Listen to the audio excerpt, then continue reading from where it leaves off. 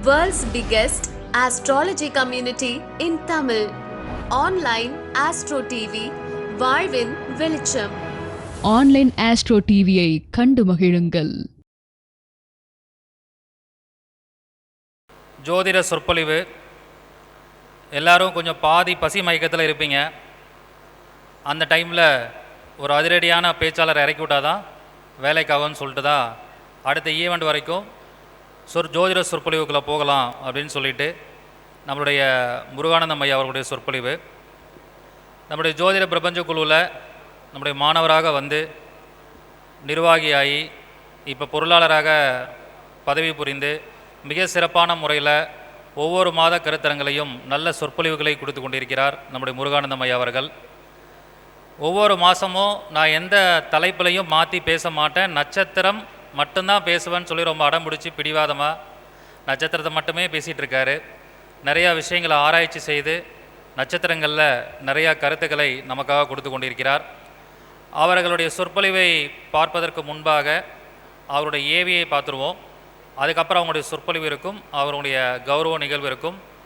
நேரம் கருதி ஒவ்வொரு ஜோதிடர்களும் 15 முதல் 20 நிமிடம் மட்டுமே சொற்பொழிவு வழங்குவார்கள். அதிலே உங்களுக்கு நிறையா கருத்துக்கள் கிடைக்கும். முதலாவதாக முருகானந்தம் ஐயா அவர்களுடைய ஏவி காணொலியை கண்டுகளிக்கலாம்.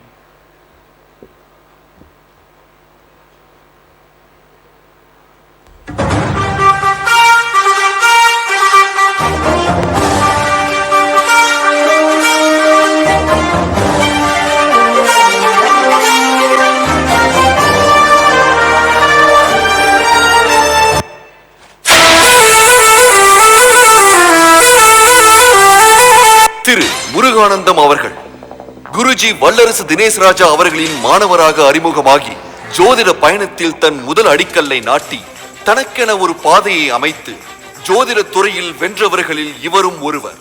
ஜோதிட பிரபஞ்ச குழு அறக்கட்டளையின் மிக முக்கிய நிர்வாகியாகவும் அறக்கட்டளையின் முக்கிய தூண்களில் ஒருவராகவும் தன் மனம் நிறைந்த பங்களிப்பை ஆற்றி வருகிறார்.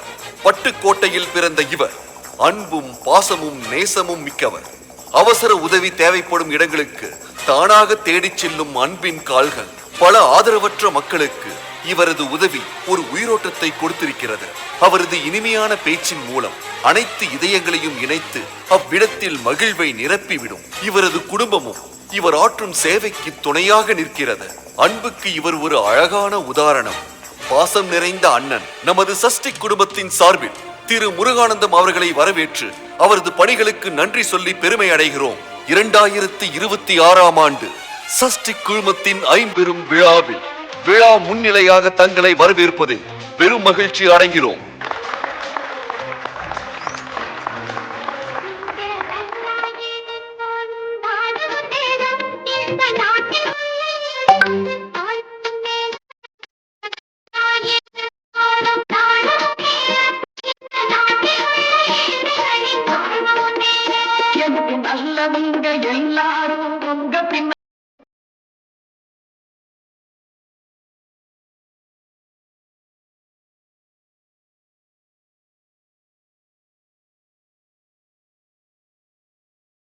அனைவருக்கும் மதிய வணக்கத்தை சொல்லி, இந்த பாட்டு எம்ஜி ராமச்சந்திரன் அவர்கள் பாடின பாட்டு. எம்ஜி ராமச்சந்திரன் அவர்களுக்காண்ட பாடின பாட்டு இது. இந்த பாட்டை எனக்கு போட்டிருக்காரு அவர். இருந்தாலும் இந்த பாட்டுக்குரியவர் வல்லரசு ஐயா அவர் தான். புரியுங்களா இல்லையா? நீங்கள் நல்லா இருக்கணும், இந்த நாடு முன்னேற, ஜோதிடர்கள் நல்லா இருக்கணும், இந்த நாடு முன்னேற அப்படின்னு இந்த பாட்டு அவருக்கு தான் போய் சேரணும். ஏன்னா நான் அவருடைய மாணவன்கிறதுல பெருமைப்பட அவசியப்பட்டிருக்கிறேன். ஆக 2018ஆம் ஆண்டு அவரிடத்தில் நான் தொடர்பு கொண்ட பொழுது 2-3 வகுப்புகள் நான் படித்தேன். மருத்துவம், கர்மா, நட்சத்திரம் என்ற வகுப்புகளை படித்தேன். படிச்சுட்டு ஏதோ என்னால் முடிஞ்சதை சொல்லிக்கிட்டு போயிட்டு இருந்தேன். அப்போ ஒரு நாள் அவர்கிட்ட கூப்பிட்டு கேட்டேன், ஜோதிடத்தில் எல்லாரும் ஜெயிச்சுக்கிட்டு இருக்காங்க சார், எல்லாரும் ஒரு வகையில் ஜெயிக்கிறாங்க, நான் என்ன சார் வகையில் ஜெயிக்கலாம் அப்படின்னு கேட்டேன். அவர் சொன்னார், ஜோதிடம் என்பது கலவை தான், ஆனாலும் நீங்கள் ரேவதி நட்சத்திரத்தில் பிறந்திருக்கீங்க, அதனால் கண்டிப்பாக நட்சத்திரம் உங்களுக்கு பலன் கொடுக்கும். ஆகவே நட்சத்திரத்தை நீங்கள் ஆராய்ச்சி பண்ணுங்கள், நட்சத்திரம் வழியாக எல்லாத்தையும் பேசுங்க அப்படின்னு சொன்னார். சரி, அதை எடுத்து இனிமேல் என்னுடைய வாழ்க்கையில் அதை தான் நான் இப்போ பயன்படுத்திக்கிட்டு இருக்கேன், அதை தான் நான் பண்ணிக்கிட்டு இருக்கேன். அதுதான் நட்சத்திரம்தான் எனக்கு பேசுதுங்கிறத நான் நிரூபித்து வந்துக்கிட்டு இருக்கேன். அதனால் திதி யோகம் கரணம் இதெல்லாம் நம்மளுடைய ஜோதிட சாஸ்திரம் ஒன்று தான், ஆனாலும் நட்சத்திரம் நம்ம பின்னாடியே வந்துக்கிட்டு இருக்கு அப்படிங்கிறத அவர் சொன்னதை வச்சு தான் அந்த ஃபார்முலாவுக்கும் நான் போனேன். பாக்கியெல்லாம் இந்த மாதிரி ஜோதிடத்தில் 5 வகை பஞ்ச அங்கங்கள் இருக்கிறது. ஆனாலும் ஜோதிடம் என்பது எல்லாம் கலந்த கலவை தான். அதை எல்லாரும் பார்க்கணும். நம்ம ஓயமாரியோ அல்லது காசியோ அல்லது கொடுமுடியோ அல்லது எந்த விதமான பரிகாரங்கள் இருந்தாலும் செல்லணும். அதெல்லாம் நம்ம அதை ஒரு இதாக வச்சுக்கணும். இருந்தாலும் நட்சத்திரத்தை ஆய்வு செய்யும் பொழுது ஒரு மனிதனுடைய வாழ்க்கையில் திறம்பட செய்ய வைக்கிறது. ஆகவே ஒவ்வொரு மாதமும் நான் பேசுகிற வீடியோக்கள்லாம் பார்த்திங்கன்னா நட்சத்திரத்தை சார்ந்தே இருக்கும். ஆக நட்சத்திரமே ஒரு மனிதனை வாழ வைக்கிறது என்பதற்கு நான் எடுத்துக்காட்டுகள் நிறைய கூறியிருக்கிறேன். ஆகவே கடந்த 1 வருட காலமாகவே நான் விஜய் அவர்கள் வெற்றி பெறுவார்கள் என்பதை சொல்லி வந்தேன். இவர் பூச நட்சத்திரத்தில் பிறந்திருக்கிறார். பூசம் என்பது காலபுருஷனுடைய 8வது நட்சத்திரம், பரதன் பிறந்த நட்சத்திரம். பரதன் எப்படி அயோத்தியை ஆண்டாரோ, 14 வருடம் எப்படி அயோத்தியை ஆண்டாரோ, அதேபோல் நடிகர் விஜய் அவர்கள் இந்த சிம்மாசனத்திற்கு வருவார் என்று 1 வருட காலமாகவே நான் சொல்லி வந்தேன். போன மாதம், அதாவது 23ஆம் தேதி எலெக்ஷன், 25ஆம் தேதி நான் பேசின வீடியோக்களிலும் நான் அதை சொல்லிவிட்டுத்தான் இறங்கினேன். ஏன்னா அவருக்கு 27வது நட்சத்திரமாக வருகிறது, அவர் வெற்றி பெறுவார். இவருக்கு 22வது நட்சத்திரமாக வருகிறது, அவர் வைநாசிக நட்சத்திரம். யாருக்கு? எடப்பாடி பழனிசாமி அவர்களுக்கு. இவர் ஸ்டாலின் அவர்களுக்கு சாதக நட்சத்திரமாக வருகிறது. ஆனால் விஜய் அவர்களுக்கு புனர்பூசம் என்பது 27வது நட்சத்திரமாக, வணங்கும் நிலை நட்சத்திரமாக வருகிறது, அவர் வெற்றி பெறுவார் என்று நான் சொல்லியிருந்தேன். இந்த 3 பேரில் விஜய் முந்துவார் என்பதை சொல்லியிருந்தேன். அவரிடம் பயின்ற கத்த வித்தையை சொன்னேன், அவ்வளவுதான். ஏக நட்சத்திரம் நம்மளை பின்னால் அழைத்து செல்கிறது. ஆகவே ஒவ்வொரு மனிதனுக்கும் 27 நட்சத்திரங்கள், ஒரு நட்சத்திரத்தில் ஒரு மனிதன் பிறந்திருப்பான். ஆக அந்தந்த நட்சத்திரத்தை உடையவர்கள், அந்த நட்சத்திர காரகத்துவம் அவர்களுக்கு வேலை செய்து அவர்களை வெற்றி பெற வைக்கும். ஆகவே இதை வைத்துத்தான் நான் அவர் ஜெயிப்பார் முந்துவார் என்று நான் சொல்லியிருந்தேன். அவருக்கு தசாபுத்தியை நான் கணக்கீடு செய்யவில்லை, திதியை கணக்கீடு செய்யவில்லை, அவருக்கு யோகி அவயோகி எனக்கு தெரியாது. ஆனால் பூச நட்சத்திரம் வெற்றி பெறும் என்று நான் சொல்லியிருந்தேன். ஆகவே அது நடந்தேறி இருக்கிறது. அதற்கு முழு முதற் காரணம் என்னுடைய குருநாதர் வல்லரசையா அவர்கள். ஆகவே நட்சத்திரம் என்பது நம்மளை வாழ வைக்கிறது. ஆகவே ஒவ்வொரு மனிதனும் இந்தந்த நட்சத்திரத்தை இயக்கினால் வெற்றி பெறலாம். ஆகவே ஒரு மனிதனுடைய வாழ்க்கையில் ஒரு மனிதனுக்கு ஒவ்வொருத்தனுக்கு என்ன, குழந்த கல்வியில் படிக்கலை, ஊர் சுற்றுறாரு, குடும்பம் சரியில்லை, சகோதரன் சரியில்லை, சொத்து இல்லை, சுகம் இல்லை, குழந்தை சரியில்லை, உத்தியோகம் சரியில்லை, மனைவி சரியில்லை, சமுதாயம் சரியில்லை,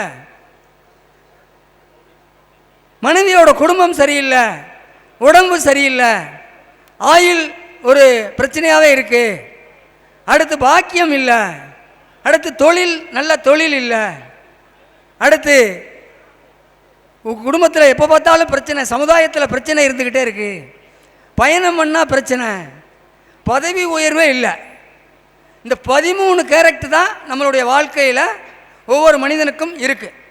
கரெக்டுங்களா? இப்போ ஒரு குழந்தை ஜனனமாகுது, ஒரு 10 வயசுக்கு மேலே நல்லா படிக்க மாட்டேங்கிறான் சார். 15 வயசாச்சு, 10th நல்லா பரீட்சை எழுதுறான், மார்க் எடுக்க மாட்டேங்கிறான் சார், ஊர் சுற்றுறான் சார். அப்படின்னா நம்ம எந்த இடத்த ஆக்டிவேட் பண்ணணும், எந்த நட்சத்திரத்தை ஆக்டிவேட் பண்ணணும்? நான் ஒரு 13 நட்சத்திரத்தை உங்களுக்கு சொல்லிடுவேன். ஆட்டோமேட்டிக்காக நீங்கள் ஆக்டிவேட் பண்ணலாம். இது நம்ம நட்சத்திரத்திற்கு எப்படி இருக்குது, பாசிட்டிவாக இருக்கா நெகட்டிவாக இருக்கான்னா அந்த பொருளை தானம் பண்ணிவிட்டு நீங்கள் அந்த கோயிலுக்கு போகணும், அவ்வளோதான். இது பொதுவான ஒரு கான்செப்ட். இந்த நட்சத்திரக்காரங்க இங்கே போகணும், அந்த நட்சத்திரக்காரங்க இங்கே போகணும்னு நான் சொல்லலை. இந்த நட்சத்திரக்காரர்கள் இப்படி ஒரு மனுஷன் வீட்டில் குழந்தை பிறக்குது, அவன் படிக்க மாட்டேங்கிறான், ஊர் சுற்றுறான், ஒரு இல்லீகலாகவே இருக்கான், நல்லாவே இல்லை சார் அப்படின்னு 20 வயசுக்கு உள்ளவங்க எங்கே போகலான்னா பிள்ளையார்பட்டி விக்னேஸ்வரர் ஆலயத்துக்கு செவ்வாய்க்கிழமை நாளில் அந்த யமகண்ட நேரத்தில் நீங்கள் வழிபடுங்க. புரியுதுங்களா? செவ்வாய்க்கிழமை யமகண்ட நேரத்தில் வழிபடுங்க. இதை கடைசியாக நான் சொல்லி வர்றேன். இது என்ன நட்சத்திரம் இங்கே ஆக்டிவேட் ஆகுங்கிறத நம்ம சொல்லுவோம். அப்போ நீங்கள் அதை செஞ்சீங்கன்னா ஆட்டோமேட்டிக்காக படிப்பான், ஊர் சுற்றுறான் அப்படின்னா அங்கே யாசகம் வாங்குறவங்களுக்கு ஏதாவது ஒரு உணவை தானம் பண்ணுங்க. செவ்வாய்க்கிழமை யமகண்ட நேரத்தில் செய்யுங்க. கரெக்டுங்களா? அடுத்து குடும்பத்தில் பிரச்சனை இருந்துக்கிட்டே இருக்குது, குடும்பத்தில் பிரச்சனை இருந்துக்கிட்டே இருக்குது. தங்கச்சி சரியில்லை, அம்மா சரியில்லை, வீட்டில் குழந்தை சரியில்லை, எல்லாமே பிரச்சனையாகவே இருக்குது அப்படின்னா வெள்ளிக்கிழமை நாளில் துர்க்கை பட்டீஸ்வரம் ஆலயம் சென்று வணங்குங்க. குடும்பம் நல்லா இருக்கும். புரியுதுங்களா? அடுத்து சகோதரம் சரியில்லை, விடாமுயற்சி வெற்றி சரியில்லை அப்படின்னா முருகன் கோயிலுக்கு பகலில் சென்று வழிபடுங்க, நல்லாயிருக்கும்.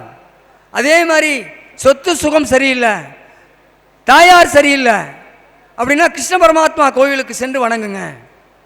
அடுத்து குழந்தை சரியில்லை, பூர்வ புண்ணியம் சரியில்லை அப்படின்னா முருகன் கோயிலுக்கோ அல்லது திங்களூர் சந்திரன் கோவிலுக்கோ சென்று வணங்குங்க. புரியுதுங்களா? போர் அடிக்குதா யாருக்கும்? எல்லாரும் அவங்கவுங்க ஏதாவது பேசிக்கிட்டு இருக்கீங்க, போர் அடிக்குதுன்னா சொல்லிடுங்க, இறங்கிடுவோம், அடுத்த லைனுக்கு வருவாங்க. புரியுதுங்களா? அடுத்து உத்தியோகம் சரியில்லை அப்படின்னா சிதம்பரம் நடராஜர் கோவிலுக்கு செல்லுங்க, சிதம்பரம் நடராஜர் கோவிலுக்கு சென்று வணங்குங்க. தாய்மாமன் சரியில்லைனாலும் வணங்குங்க, நல்லபடியாக நடக்கும். அடுத்து கல்யாணமே ஆகலை சார் அப்படின்னா ராமர் கோவிலுக்கு செல்லுங்க, ராமர் கோவிலுக்கு 7 வாரம் சென்று வணங்குங்க, திருமணம் நடக்கும். அடுத்து உடல்நிலையில் பாதிப்புட்டே இருக்குது சார், மனைவியோட குடும்பம் ரொம்ப பாதிச்சிருச்சு சார் அப்படின்னா வடலூரில் உள்ள வள்ளலார் கோவிலுக்கு செல்லுங்க, சிறப்பாக இருக்கும். இதெல்லாம் கடைசியாக சொல்லி வரேன். அடுத்து பாக்கியம் சரியில்லை சார், தந்தை சரியில்லை சார், பாக்கியமே இல்லை சார், எனக்கு பிரச்சனை மேலே பிரச்சனை இருந்துக்கிட்டே இருக்கு சார் அப்படின்னா ஸ்ரீரங்கம் ஆதிசேஷனை வணங்குங்க. அடுத்து தொழிலே எனக்கு எந்த தொழிலுமே ஒரு நிரந்தரமான தொழில் இல்லை சார் அப்படின்னா கொடுமுடி மகுடேஸ்வரர் ஆலயத்துக்கு செல்லுங்க, செவ்வாய்க்கிழமை யமகண்ட நேரத்தில் வழிபடுங்க. அடுத்து பக்கத்து வீட்டில் சண்டை, எய்த்தாப்பில் சண்டை, சமுதாயத்தில் சண்டை அப்படின்னா ஸ்ரீவில்லிபுத்தூர் ஆண்டாள் கோவிலுக்கு செல்லுங்க. எப்படி? ஸ்ரீவில்லிபுத்தூர் ஆண்டாள் கோவிலுக்கு வெள்ளிக்கிழமை நாளில் செல்லுங்க, சென்று வணங்குங்க. இந்த சமுதாய பகையெல்லாம் தீண்டும். அடுத்து பயணம் பண்ணுறேன் சார், எந்த கோயிலுக்கு போனாலும் ஏதாவது ஒரு ஊருக்கு போனாலும் காலில் அடிபடுது, கையில் அடிபடுது, பயணத்தினால் பிரச்சனை இருக்குது அப்படின்னா ஐயப்பன் கோவிலுக்கு சென்று வழிபடுங்க ஞாயிற்றுக்கிழமை நாளில். புரியுதுங்களா? அடுத்து பதவி உயர்வே இல்லை சார், என் பிள்ளைக்கு நான் நீட் எழுத சொன்னேன், அங்கே எழுத சொன்னேன், பிரச்சனையாக இருக்குது அப்படி இப்படின்னு சொல்கிறவங்களுக்கு ஆடுதுறை சென்று சூரியனார் கோவிலுக்கு ஞாயிற்றுக்கிழமை நாளில் சென்று வழிபடுங்க, பதவி உயர்வு வந்துடும். ஒரு மனிதனுக்கு இந்த 13 ஒரு மனிதனுக்கு தேவை. கரெக்டுங்களா ஐயா? கரெக்டுங்களா? அப்போ இந்த 13க்கும் நான் ஒரு எக்ஸாமினேஷன் சொல்லிட்டேன். அப்போ நான் ஏன் இதெல்லாம் சொன்னேன்னா காலபுருஷ தத்துவத்தினுடைய நட்சத்திரத்தை சொன்னேன். அஸ்வினி நட்சத்திரம், சகாதேவன் பிறந்தது, அஸ்வதாமன் பிறந்தது. சகாதேவன் யாரு? ஜோதிட தந்தை. அஸ்வதாமன் பிறந்தது, கண்ணதாசன் பிறந்தது, சரஸ்வதி பிறந்தது. ஐயா சொன்னார் இந்த சரஸ்வதி மகால். அப்போ அதுக்கு அதிபதி யார்? கேது பகவான். கேதுக்கு அதிபதி யார்? விநாயக பெருமான். அப்போ நீங்கள் அங்கே போங்க, படிப்பு நல்லா இருக்கும், புரியுதுங்களா? அடுத்து ரெண்டாவது நான் சொன்ன ஸ்டேட்மெண்ட்டு, இது துர்க்கை பட்டீஸ்வரம் ஆலயம் செல்லுங்கன்னு. அது என்ன? ஒரு மனிதனுடைய வாழ்க்கையில் ரெண்டாவது நட்சத்திரம் பரணி, பரணிக்கு அதிபதி துர்க்கை. அப்போ அங்கே சென்று வழிபடுங்க, குடும்பம் நல்லா இருக்கும் அப்படின்னு சொன்னேன். மூணாவது என்ன சொன்னேன்? விடாமுயற்சி வெற்றி சகோதரம். இதில் டிஎன்ஏயும் வரும், சொத்து பிரச்சனையும் வரும். அப்போ முருகன் கோயிலுக்கு சென்று வணங்குங்கன்னு சொன்னேன். ஆட்டோமேட்டிக்காக கிளியர் ஆகும். இது நமக்கு பாசிட்டிவாக உள்ள நட்சத்திரமாக இருந்தால் ஆட்டோமேட்டிக்காக நீங்கள் போகலாம். நெகட்டிவாக இருந்தால் அந்த நட்சத்திரத்தினுடைய பொருளை தானம் பண்ணிட்டு போங்க. புரியுதுங்களா? அப்போ நாலாவது நட்சத்திரம் ரோகிணி. அதனால தான் கிருஷ்ண பரமாத்மா கோயிலுக்கு போங்கன்னு சொன்னேன். நல்லா புரிஞ்சுக்கணும். காலபுருஷ தத்துவம் வேலை செய், அதனால அங்கே போக சொன்னேன். நாலுனா படிப்பு, நாலுனா சொத்து, நாலுனா தாயார், நாலுனா சுகம், நாலுனா வண்டி வீடு வாகனம் கால்நடை விவசாயம் நம்மளுடைய ட்ரெஸ்ஸு. புரியுதுங்களா? அப்போ அந்த இடம் ஆக்டிவேட் ஆகும், காலபுருஷ தத்துவம் வேலை செய்யும். அதற்கு ஏன் அந்த நட்சத்திரத்தை ஏன் டிஎன்ஏ சந்திரனை கொடுத்தார்கள்? காலபுருஷனுடைய கடகராசி சந்திரனுக்கு அதிபதியா. ஆக நாலாவது நட்சத்திரத்தை அதனால தான் அப்படி பொடுத்திருக்கிறார்கள். புரியுதுங்களா? அடுத்த 5னா என்ன? மிருகசரிடம். புரியுதுங்களா? திங்களூர் சந்திரன் கோயிலுக்கு ஏன் போக சொன்னேன்? மிருகசரிடத்தில் பிறந்தவர் சந்திர பகவான். ஆகவே குழந்தை இல்லாதவங்க அந்த கோயிலுக்கு போங்கன்னு சொன்னேன். புரியுதுங்களா? அப்போ காலபுருஷ தத்துவம் வேலை செய்யும். அதே மாதிரி 6வது நட்சத்திரம் திருவாதிரை. அதனால தான் சிதம்பரம் நடராஜர் கோயிலுக்கு போங்க, உத்தியோகம் கிடைக்கும், தாய்மாமன் நல்லா இருப்பார். புரியுதுங்களா இல்லையா? அந்த சுக்கிரன், அந்த டிஎன்ஏ சுக்கிரன் வேலை செய்யும். திருவாதிரைக்கு சுக்கிரன் டிஎன்ஏ. இப்போ மனைவிமார் நல்லாயிருக்கும், குடும்பம் நல்லாயிருக்கும், ஆட்டோமேட்டிக்காக அடிக்காங்க போனீங்கன்னா அப்படின்னு சொன்னேன். 7வது நட்சத்திரம் ராமர் கோயில் போக சொன்னேன். புனர்பூசம். புரியுதுங்களா? புனர்பூசம் ராமர் பிறந்த நட்சத்திரம், அதனால் ராமர் கோயிலுக்கு போங்க, கல்யாணம் ஆயிருன்னு சொன்னேன். புரியுதுங்களா? அப்போ காலபுருஷ தத்துவம் வேலை செய்யும். ஏன் 7வது நட்சத்திரமாக புனர்பூசத்தை கொடுக்க வேண்டும்? அதில் ராமரை பிறக்க வைக்க வேண்டும், ராமர் மனைவியை அவர் சந்தேகப்பட வைக்க வேண்டும். ஆகத்தை அதனால தான் கொடுத்திருக்கிறார்கள். அதனால தான் அங்கே போக சொன்னேன். அடுத்து 8வது நட்சத்திரம் என்ன? பூசம், வள்ளலார் பிறந்த நட்சத்திரம். அதனால நான் அங்கே போக சொன்னேன். வடலூர் போங்க. 8னா ஆயுள், நம்மளுடைய தீர்க்கம், மனைவியோட குடும்பம் நல்லா இருந்தாலும் நல்லா இல்லைன்னா நேரம் அங்கே போங்க, நல்லா இருன்னு சொன்னேன். 9 ஆயுள்யம், தந்தைக்குரிய கிரகம், அதற்கு டிஎன்ஏ சூரியன் தான். ஏன் ஸ்ரீரங்கம் போக சொன்னேன்? பாக்கியம் நல்லா இருக்கும். புரியுதுங்களா? தந்தை நல்லா இருப்பார் அப்படின்னு சொன்னேன். 10 ஏன் கொடுமுடி மகடேஸ்வரர் ஆலயத்துக்கு போக சொன்னேன். மக நட்சத்திரம் காலபுருஷனுடைய 10வது நட்சத்திரம் கர்ம நட்சத்திரம். ஆகவே அதற்கு நான் போக சொன்னேன். செவ்வாய்க்கிழமை யமகண்டத்தில் போங்க, கேது ஆக்டிவேட் ஆவார், உங்கள் தொழில் நல்லா இருக்கும், கர்ம வினையும் குறையும் அப்படின்னு போக சொன்னேன். 11 சமுதாய பகை, பக்கத்து வீட்டில் சண்டை, பங்காளிகளில் சண்டை. ஏன் ஸ்ரீவில்லிபுத்தூர் போக சொன்னேன்? பூர நட்சத்திரம் ஸ்ரீவில்லிபுத்தூர் ஆண்டாள் பிறந்தது, அங்கே போக சொன்னேன். அடுத்து 12 என்ன? ஐயப்பன் பிறந்த நட்சத்திரம் உத்திரம், அறிஞர் அண்ணா பிறந்தது, சுபாஷ் சந்திர போஸ் பிறந்தது, பட்டுக்கோட்டை கல்யாண சுந்தரம் பிறந்தது. ஆக 12 என்ன? பயணம். இந்த 12 விபத்தாக இருந்தால் அந்த கோயிலுக்கு போங்க, அது இதாகும், டீஆக்டிவேட் ஆகும். 13 என்ன? அஸ்த நட்சத்திரம், பதவி உயர்வை கொடுக்கக்கூடிய நட்சத்திரம், சூரியன் பிறந்த நட்சத்திரம், ஆகவே நவக்கிரகத்தில் உள்ள சூரியன் பிறந்த நட்சத்திரம், பதவி உயர்வுக்கு அங்கே போகணும்னு சொன்னேன். கரெக்டுங்களா? நட்சத்திரம் வேலை செய்தா? அதனால தான் இந்த 13 நட்சத்திரம் நமக்கு எப்படி வேணாலும் இருக்கட்டும், டீஆக்டிவேட் பண்ணிட்டு அந்த பொருளை தானம் பண்ணிட்டு பாசிட்டிவாக இருந்தால் நீங்கள் பாட்டுக்கு போகலாம். பாசிட்டிவ் இல்லையா, நீங்கள் டீஆக்டிவேட் பண்ணலாம். புரியுதுங்களா? யாராவது ஒருவர் இந்த கூட்டத்தில் உள்ளவங்க மாந்தி நின்ற நட்சத்திரம் எதுன்னு சொல்லுங்கள், அவங்களுடைய பயோடேட்டாவே அப்படியே சொல்கிறேன். யாராவது ஒருவர் எழுந்து மாந்தி நின்ற நட்சத்திரம் அதை ஒன்று சொல்லுங்கள். யாராவது ஒருவர் எழுந்து சொல்லுங்கள். மகத்தில் இருக்கு, அப்படியே இருங்க, உங்களுக்கு பதில் சொல்லணும்ல நான். புரியுதுங்களா? 2வது நட்சத்திரம் என்ன? பூரம். உங்கள் குடும்பத்தில் உங்கள் பங்காளிகளில் சண்டை இருந்துக்கிட்டே இருக்கும், இருக்கா இல்லையா? சமுதாய பகை இருக்கா இல்லையா? சமுதாய பகை இருக்கா இல்லையா சார்? ஆமாவா இல்லையா? ஆமாம். 2வதா? 3வது நட்சத்திரம் என்ன? உத்திரமா. உங்கள் தந்தை வழி உறவுகளும் தாய்மாமன் வழி உறவுகளும் பாதிச்சிருக்கா? தந்தை வழி உறவுகளும் தாய்மாமன் வழி உறவுகளும் பாதிச்சிருக்கலையா? பாதிச்சிருக்கு. 3வது நட்சத்திரமா? மகத்தில் இருக்காரு சொன்னோம். மகமே தந்தை வழி பித்ரு மாத்திருகளை குறிக்கக்கூடிய நட்சத்திரத்தில் மாந்தி உட்கார்ந்துருக்கிறாரு. 3 நட்சத்திரத்தை சொல்லிட்டேன். சகோதர வழி உறவுகளும் பாதிக்கும். பாதிச்சிருக்கா? உண்டா? மகம் பூரம் உத்திரம் 3க்கு பாதிச்சிருச்சா? 4வது நட்சத்திரம் என்ன? ஹஸ்த நட்சத்திரம். தாய் வழி உறவுகள் நல்ல பேர் சொல்கிற அளவுக்கு இருந்திருப்பாங்க. ஆனால் இப்போ ஒன்றும் இருக்காது. உண்டா இல்லையா? ஆமாவா இல்லையா? ஆமாம். 4 நட்சத்திரத்தை சொல்லிட்டேனா? இவருடைய ஜென்ம நட்சத்திரத்துக்கு நான் பதில் சொல்லலை. மாந்தி நின்ற நட்சத்திரத்திலேருந்து எடுத்து வர்றேன். 4வது சொல்லிட்டேன். 5 என்ன? சித்திரையா? முதல் குழந்தை ஆண் குழந்தையா பெண் குழந்தை? சித்திரை டிஎன்ஏ சுக்கிரன். ஆனால் உங்கள் வீட்டில் முதல் குழந்தை பெண் குழந்தை யாருக்காவது இருக்கணும். இருக்கா? இருக்கா? அவ்வளோதான். உங்கள் அத்தை பாதிச்சிருக்கணும். பாதிச்சிருக்காங்களா? ஆமாவா இல்லையா? பாதிச்சிட்டாங்களா? 5வது நட்சத்திரமா? 6வது நட்சத்திரம் என்ன? சுவாதியா? தாய் மாமனும் பாதிச்சிருக்கணும். பாதிச்சிருக்கா இல்லையா? ரைட்டா? முடிஞ்சிருச்சா? 6 நட்சத்திரம் சொல்லிட்டேன். 7வது நட்சத்திரம் விசாகம். உங்கள் மனைவி வழி உறவுகளில் இருதார அமைப்பு இருக்கணும். இருக்கா இல்லையா? மனைவி வழி உறவுகளில் இருதார அமைப்பில் இருக்கணும். உங்களுக்கு மனைவி வழினாலும் பிரச்சனை இருக்கணும். இருக்கா இல்லையா? ரைட்டா? ரைட்டா இல்லையா? ஆமாவா இல்லையா? உங்களுக்கு தெரியல. உங்கள் மனைவியோட நீங்கள் நல்ல பாசிட்டிவாக இருக்கீங்களா? பாசிட்டிவாக இருக்கீங்க. தெப்பில் வந்து இது ஒன்று தான் அவருக்கு தப்பு கண்டுபிடிச்சிருக்காரு.